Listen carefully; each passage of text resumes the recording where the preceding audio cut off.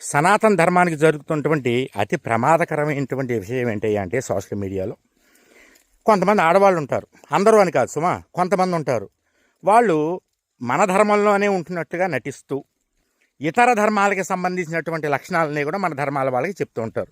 అంటే ఎలాగా, తమ ముద్దులొలికేటటువంటి ముద్దు ముద్దు మాటలతోటి చక్కగా సబ్స్క్రైబర్స్ని ఫాలోవర్స్ని పెంచుకోవడం, తర్వాత మనం తరతరాలుగా చేస్తూ ఉన్నటువంటి ఆచార సాంప్రదాయాలని వ్యతిరేకించడం, హిందువుల్లో ఒక రకమైనటువంటి కన్ఫ్యూజన్ సృష్టించడం. ఆడవాళ్ళు ఎందుకు చేస్తారా అంటే మగవాళ్ళు చెప్తే ఆడవాళ్ళు వినరు కదా ఎక్కువ.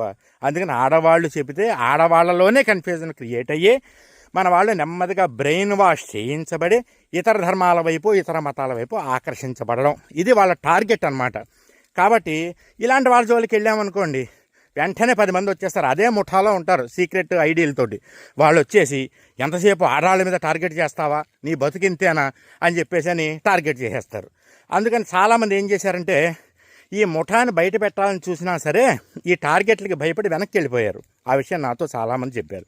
కానీ నేను ఒకటే నిర్ణయించుకున్నా, ఇక నుండి ఈ ముఠ ఏ ముఖంతో ఉన్నా సరే, అది ఆడముఖమైనా మగముఖమైనా సరే, ముఖ్యంగా ప్రత్యేకించి ముద్దులోకే ముద్దు ముద్దు మాటల ముఖాలు ఏమైనా ఉంటే కనుక వాటిని మాత్రం స్త్రీలను కూడా చూడకుండా నేను ఉతకడం ఖాయం. దీప, రేఖ, జయ మరియు సుష్మ అందరూ మెచ్చినది నిర్మా. అర్థమైంది కదా? జయం.